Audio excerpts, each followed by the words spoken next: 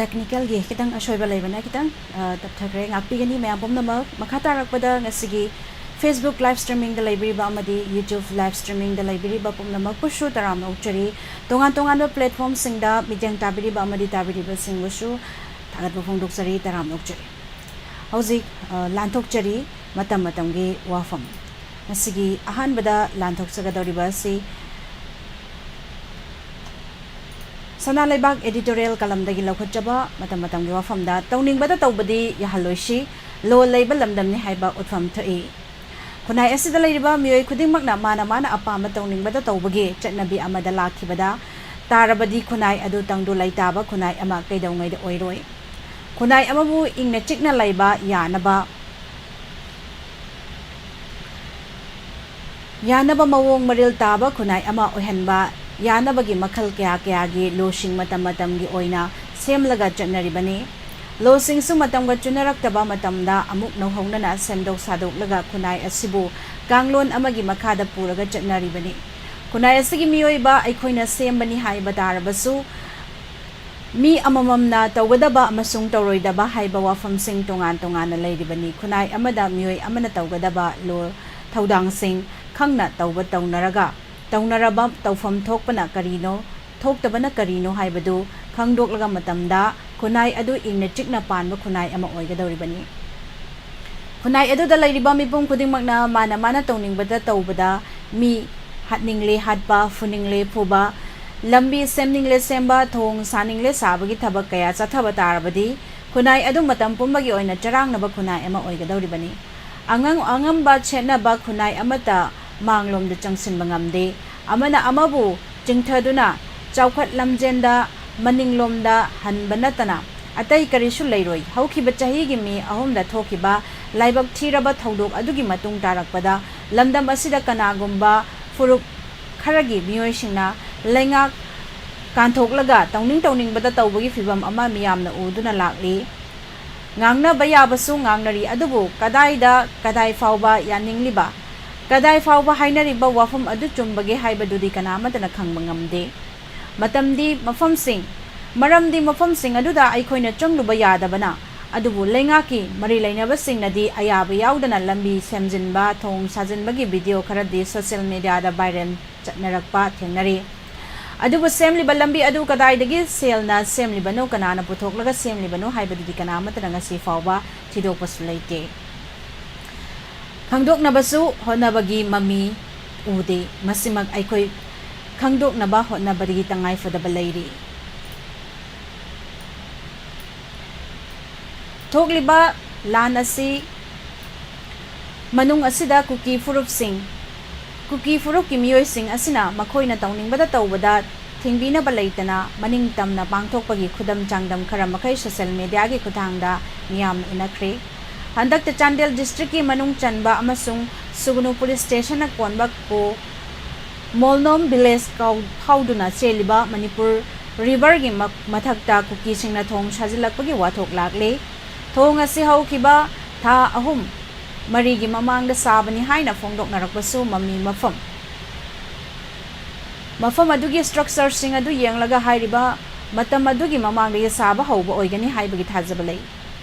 thong sing adugi makhong haibagi process fanayamna changsilambagi mamitai adubu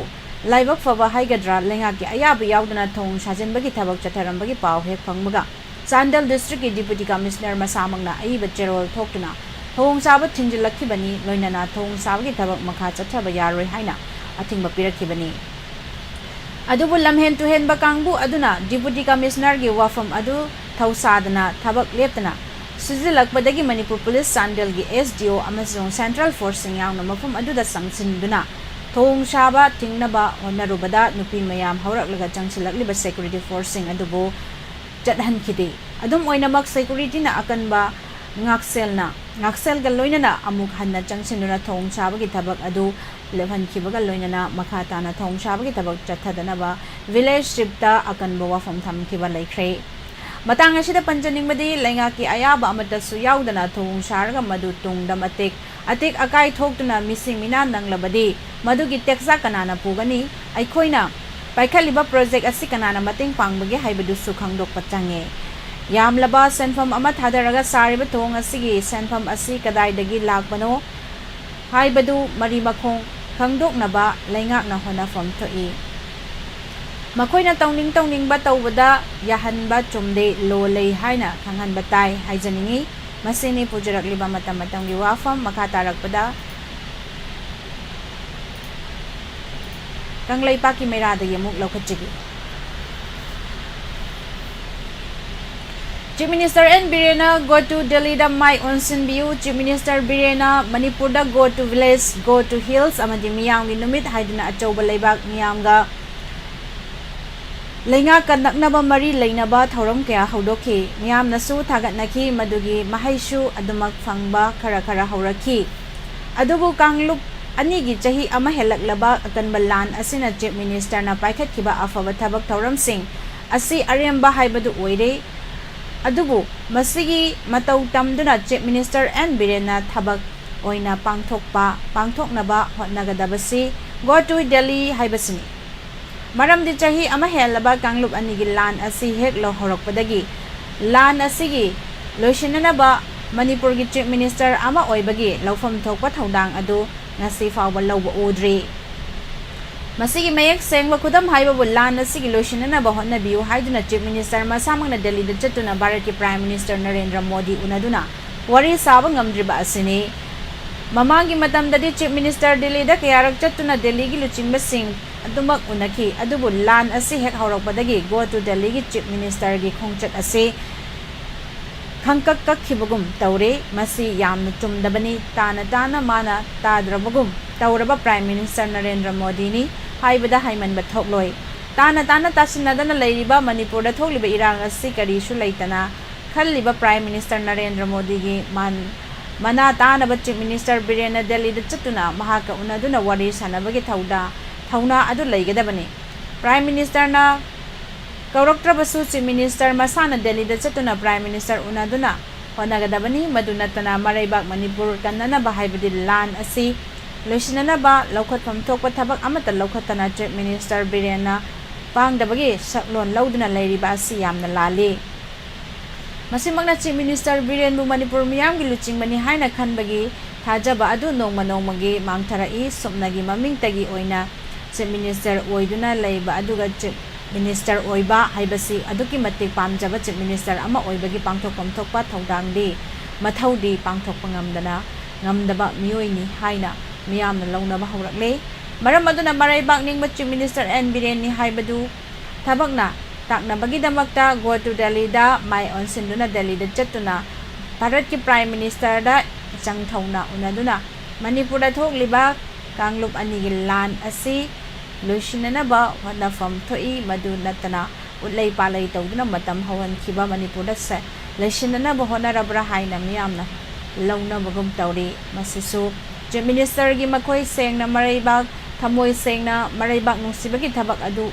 utnaba honaba chumgani. Masini Kanglaipaki Mairadagi laukhatchaba matamgi wafamda. Makha tarakpada amuk pandamdagi amuk laukhatchagi.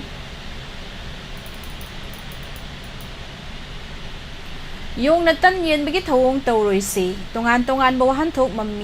madi wahangsing hangba yabagi mawongda kuki narco terrorist singna atamna namitay singda landariba asigi maram karino haibagi wahang asigi Manipur gi yelawmi singna hangnariba asigi maramdi aikhoigi tongan ba territory mama semnaba Manipur gi piu haiba aduga amana tongan ba lengak amagi wayal ama makhoigi oina laibada ayaba piu haiba sinatana kugi jo singdagi oiba lamdam ama semjagi haibasigi wafam asisunatana nataba haukiba chahi kungi mamangdagi jalengam kauba leibak ama jinkuki jo singi lamdam ama semgatnabagi manglan amagi makhada changsilakpa khongjang manbagi thawong sing ubagum tawri haibasi lamdam asi miyamna khanaba yabagi matam oire haiba yai. Maramdi makhoina taliba demand asi Manipur lengakna pigadaba natti. Masidi India lengakna pigadaba demani haibasi khangna kari maramgi maitai singda atamnana landaribano. Amaromda makhoina mitai singi puariga sagonaba laifam len sing kayamuk manghan takhanbagi mathakta ꯃꯤꯇꯩꯒꯤ ꯆꯤꯡꯃꯤ ꯇꯝꯃꯤꯁꯤꯡꯒꯤ ꯅꯤꯡꯁꯤꯡꯕ ꯊꯣꯛꯇ꯭ꯔꯕ ꯃꯇꯝꯗꯒꯤ ꯂꯩꯔꯤꯕ ꯄꯨꯌꯥ ꯂꯥꯏꯔꯤꯛ ꯀꯌꯥꯕꯨ ꯃꯈꯣꯏꯅ ꯁꯦꯝꯗꯣꯛ ꯁꯦꯝꯖꯤꯟ ꯇꯧꯔꯒ ꯁꯦꯝꯗꯣꯛꯂꯒ ꯃꯈꯣꯏꯒꯤ ꯍꯧꯔꯛꯐꯝ ꯂꯝꯗꯝ ꯑꯃꯗꯤ ꯃꯈꯣꯏꯒꯤ ꯂꯝ ꯑꯣꯏꯅ ꯆꯍꯤ ꯀꯌꯥꯒꯤ ꯃꯃꯥꯡꯗꯒꯤ ꯂꯩꯔꯝꯂꯕ ꯂꯝꯗꯝ ꯑꯃ ꯑꯣꯏꯔꯝꯃꯤ ꯍꯥꯏꯅ ꯌꯥꯅꯕ ꯁꯦꯝꯖꯤꯟ ꯁꯥꯖꯤꯟꯕ ꯂꯥꯏꯔꯤꯛ ꯀꯌꯥꯃꯨꯛ ꯏꯔꯒ ꯃꯥꯂꯦꯝꯒꯤ ꯃꯐꯝ ꯀꯌꯥꯒꯤ ꯃꯤꯌꯥꯝꯗ ꯁꯟꯗꯣꯔꯛꯄꯅ ꯃꯔꯝ ꯑꯣꯏꯔꯒ ꯍꯧꯈꯤꯕ ꯀꯨꯝꯖꯥ 2026ꯒꯤ ꯃꯦꯒꯤ 3ꯗꯒꯤ ꯉꯁꯤ ꯐꯥꯎꯕ ꯃꯤꯇꯩꯁꯤꯡꯗ ꯑꯇꯝꯅꯅ ꯂꯥꯟꯗꯥꯔꯛꯄ ꯌꯦꯜꯍꯧꯃꯤ ꯃꯤꯇꯩ ꯆꯤꯡꯃꯤ ꯇꯝꯃꯤꯒꯤ ꯂꯩꯕꯥꯛ ꯑꯃ ꯑꯣꯏꯅ ꯅꯤꯡꯁꯤꯡꯕ ꯊꯣꯛꯇ꯭ꯔꯕ ꯃꯇꯝꯗꯒꯤ ꯂꯩꯔꯛꯂꯕ ꯂꯝꯗꯝ ꯑꯁꯤ ꯃꯨꯜꯂꯒ ꯅꯝꯗꯨꯅ ꯍꯧꯔꯒ ꯃꯈꯣꯏꯒꯤ ꯅꯧꯅ ꯂꯩꯄꯥꯛ ꯑꯃ ꯁꯦꯝꯒꯠꯅꯕꯒꯤ ꯊꯧꯔꯥꯡ ꯑꯣꯏꯅ ꯆꯠꯊꯔꯛꯄ ꯂꯥꯟꯗꯥꯅꯤ ꯍꯥꯏꯅ ꯂꯧꯕꯗ ꯂꯥꯟꯒꯗꯕ ꯃꯥꯟꯗꯦ ꯈꯜꯂꯤ꯫ ꯅꯥꯀꯜ ꯑꯃꯔꯣꯝꯗꯅ ꯊꯣꯛꯂꯤꯕ ꯂꯥꯟ ꯑꯁꯤ ꯏꯟꯗꯤꯌꯥ ꯂꯩꯉꯥꯛꯅ ꯅꯥꯔꯀꯣ ꯇꯦꯔꯣꯔꯤꯁ ꯀꯨꯀꯤ ꯖꯣꯁꯤꯡ ꯑꯁꯤꯅ ꯇꯧꯔꯤꯕ ꯑꯔꯥꯟꯕꯗ ꯌꯨꯝꯐꯝ ꯑꯣꯏꯔꯒ ꯃꯩꯇꯩꯁꯤꯡꯗ ꯂꯥꯟꯗꯥꯔꯤꯕꯁꯤꯡ ꯑꯁꯤꯗ ꯑꯆꯨꯝ ꯑꯔꯥꯟꯒꯤ ꯋꯥꯌꯦꯜ ꯆꯠꯊꯔꯒ ꯅꯥꯀꯜ ꯑꯅꯤꯃꯛꯇ ꯂꯥꯜꯂꯤꯕꯁꯤ ꯀꯅꯥꯅꯣ ꯈꯪꯗꯣꯛꯅꯕꯒꯤ ꯊꯧꯔꯥꯡ ꯇꯧꯔꯒ ꯂꯥꯟ ꯑꯁꯤ ꯂꯣꯏꯁꯤꯟꯅꯅꯕ ꯁꯤꯟꯕꯒꯤ ꯃꯃꯤ ꯇꯥꯗꯕꯒꯤ ꯃꯑꯣꯡ ꯑꯣꯏꯅ ꯎꯅꯕꯒꯨꯝ ꯇꯧꯔꯤ꯫ ꯃꯁꯤꯒꯨꯝꯕ ꯀꯌꯥ ꯑꯁꯤꯅ ꯃꯔꯝ ꯑꯣꯏꯔꯒ ꯏꯟꯗꯤꯌꯥ ꯂꯩꯉꯥꯛꯅ ꯅꯥꯀꯜ ꯑꯃꯗ ꯅꯥꯀꯣꯏꯅꯅ ꯃꯇꯦꯡ ꯄꯥꯡꯁꯤꯟꯕ ꯅꯠꯇ꯭ꯔꯒꯅ ꯇꯣꯡꯁꯤꯟꯕ ꯃꯥꯟꯕ ꯊꯧꯑꯣꯡ ꯃꯥꯟꯕ ꯀꯌꯥ ꯆꯠꯊꯔꯕꯔꯥ ꯍꯥꯏꯕꯒꯤ ꯃꯃꯤ ꯇꯥꯕꯒꯨꯝ ꯇꯧꯔꯛꯄ ꯑꯁꯤ ꯊꯥ 12 ꯍꯦꯜꯂꯕꯅꯤ ꯍꯥꯏꯕ ꯌꯥꯏ꯫ ꯑꯃꯕꯨ ꯑꯣꯏꯔꯣ ꯀꯨꯀꯤꯁꯤꯡꯅ ꯃꯈꯣꯏꯒꯤ ꯑꯄꯥꯝꯕ ꯗꯤꯃꯥꯟ ꯇꯧꯕ ꯑꯁꯤ ꯏꯟꯗꯤꯌꯥ ꯂꯩꯉꯥꯛꯇ ꯇꯧꯒꯗꯕꯅꯤ ꯈꯪꯅ ꯃꯤꯇꯩꯁꯤꯡꯗ ꯂꯥꯟꯗꯥꯕ ꯑꯁꯤ ꯂꯥꯜꯂꯤ ꯍꯥꯏꯕꯁꯤ ꯏꯟꯗꯤꯌꯥꯒꯤ ꯁꯦꯟꯇꯔ ꯂꯩꯉꯥꯛꯅ ꯀꯨꯀꯤꯁꯤꯡꯗ ꯍꯥꯏꯔꯒ ꯃꯔꯥꯜꯒꯤ ꯃꯇꯨꯡ ꯏꯟꯅ ꯆꯩꯔꯥꯛ ꯄꯤꯕꯒꯤ ꯃꯍꯨꯠꯇ ꯃꯇꯝ ꯁꯥꯡꯅ ꯀꯨꯀꯤꯁꯤꯡꯗ ꯂꯥꯟ ꯆꯠꯊꯍꯟꯗꯨꯅ ꯂꯩꯔꯕꯔꯥ ꯍꯥꯏꯕꯒꯤ ꯆꯤꯡꯅꯕꯒꯤ ꯋꯥꯍꯪ ꯍꯪꯅꯕꯒꯤ मरम था 12 हेलबा फाउबा लहलिबा करिगिनो हाइबा वहंगना मरम ओइरगा लान हौरिबा सिना कनानो अदुगा अरानबा तौरिबा सिना कनानो मयेक सेना खंगलगा कइनो वायल चथाबा चुंगदबा माली मरम अदुना इंडिया लैंगांगना चुंबा खंगना नाकल अनिमकी वायल चथरगा अथुबा मतमदा मणिपुरदा थोकलिबा लान असि लोइसिननबा होनबा चुंगनी खले मसिनि पुजरकलिबा मतम मतमगी वाफमदा अदुगा मखा तारकपदा ngasiगी राशि फल अमुक मयाम पुना तामिनसे अतनबा ब्रेक अमतंग लौजरी नुंगाइरबा पाउजेल doctor Johnson NEET coaching centre Thoubal अथोपम कोचिंग सेंटर असिगी नीट 2025 की दमकता फॉर्म थाबा हौजरी ट्यूशन सेंटर असिदा हंदक 10 थाखरबा 11 अमदी 12 तमलिबा महिरोय अमदी 12 पास तौरबा डॉक्टर तंबगी एग्जाम थाबिनिंगबा महिरोय सिंगना यावबिबा यागनी सेंटर असिदा पीरिबा खुदोंग साबा सिंगदी मॉक टेस्ट अमदी मली टेस्ट पांगथोक जगनी लोइनाना टिप्स एंड ट्रिक्स अराइबा मेथड कया ताकपी तंबिगनी यामना खुदोंग चारिबदी डॉक्टर मसागी नीट पास तौखिबगी एक्सपीरियंस कया सिजनदुना यामना लाइन सेलेक्शन तौननबा ताकपी तंबिगनी बैच असिदा छात्र 10 खक्तमक लौजगनी थवाई यावबा महिरोय अमदी ममा बपा सिंगना पाउ फौबिरो 76309888906 अमुकहना 76309888906 अहान बलाकपदा अहान बखुदोंग साबा पिजगनी ngasi-ngasimak tanabi doctor Johnson NEET coaching centre Thoubal अथोपम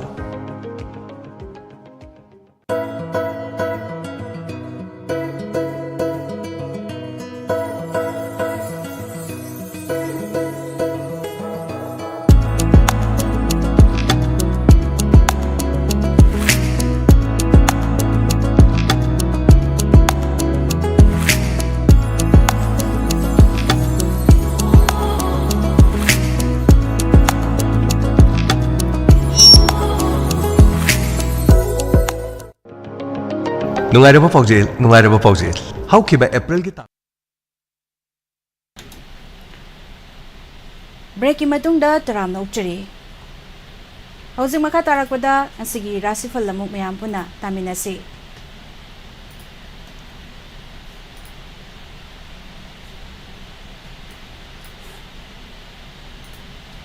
ngasiगी rasifalda ngasi megi tang kunga nipan English singani kunga mari Laibak pokpa numit aduga kalengina kun nipan ba numit asigi rasifal amuk mayam punna taminasi ahanbada mes rasi pukning wakhal chang amada laiba mateng pibi hengatpa aigi mi masing hengatpa tharam khara pangthokpa achauba singna chambiba इमुंग द शांति लैब नुमिनी पाखंग लैसाबी सिंगी ओइना मचानगनी महिरोय सिंगी ओइना वाखल चंगनी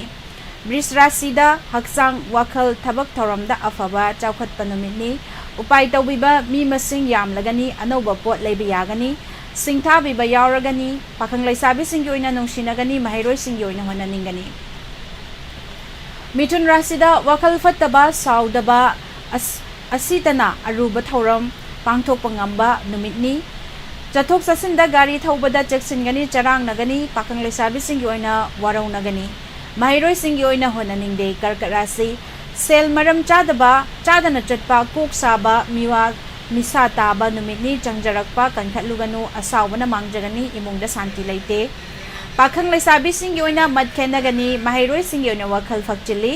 सिंह राशिदा चांदबीबा नुंसिबीबा हेंगतपा मतेंग पीबीबा यामबा लुचिंगबसिंगदा चांदबीबा नुमितनी लम चटपा मितिनाबदी कानाबा फंगबा नुमितनी पाखंग लैसाबिसिंगी ओइना अमत ओइरगनी महैरोइसिंगी ओइना लौसिंग हेंगलनी कन्या राशिदा हक्चांग फगतपा वखल नुंगाइबा मिगी मतेंग फंगबा सागैना चांदबीबा अनौबा पोट लैबा याबा चथोक चसिंदा खुदोंग चाबा फंगबा नुमितनी पाखंग लैसाबिसिंगी ओइना नुंसिनगनी महैरोइसिंगी ओइना होनानिंगनी तुला राशिदा चेक्सिना हरिसिंगना होनाजगनी अरुबा थौरम पांगथोकलगनी चांदबीबा नुंसिबीबा हेंगलगनी सेल फंगबा पोट लैबा याबा नुमितनी पाखंग लैसाबिसिंगी ओइना वखल मानगनी महैरोइसिंगी ओइना लौसिंग चाखुलगनी वृश्चिक राशिदा साउदबा तबथबा फगनी अकनबा वाहै सिजनबना थबकता माय पाकपा वारगनी मरुपना येकनबा ओइखनखिगनी ओनखिगनी थबकती पांगथोकलगनी पाखंग लैसाबिसिंगी ओइना मुक्नगनी महैरोइसिंगी ओइना वखल फक्चिली धनु राशिदा तुंगमांग येंगलगा चेक्सिना थबक पांगथोकनबा तौगनी थबकती पांगथोकलगनी सेल फंगबा चटपा मानगनी सिंथाबिबदा यावरगनी इमुंगदा चरांगनगनी पाखंग लैसाबिसिंगी ओइना लौतौनगनी महैरोइसिंगी ओइना वखल चंगदे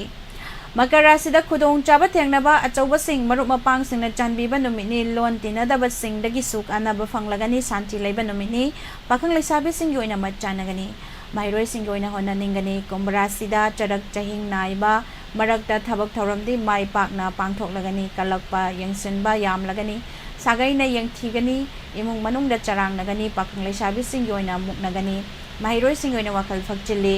अरोइबदा मीन राशि अपनबल यैखाइबा थेंगनरगनी सेल मरम चादना चटपा येसिनबा यंगसिनबा यामा नुमितनी मकोक ओइबसिंगनादी चरांगनग चांदबीरगनी पाखंग लैसाबिसिंगी ओइना वखल तिनदे महैरोइसिंगी ओइना बुद्धि थोकते मसिनी पुजरकलिबा ngasiगी matam matamgi wafam amadi rashi phal makha tarakpada nungtigi fongliba pause singdagi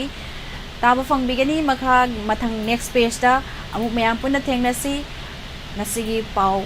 sibu pibigadaba sir James Haigurjam mayam punna amuk midyang taminasi thagachari mayam punna ngasigi matam matamgi wafam amadi rashi phal bu mapung phahan bireba thawai hapiriba ngasigi tongan tongan ba platform singda midyang tabiriba pumna makpu Nirmala थांगजमना अमुक हन्ना खुरुमजरी कुनगा तरुक English सिंगनी कुनगा मरी याई फरबा इराई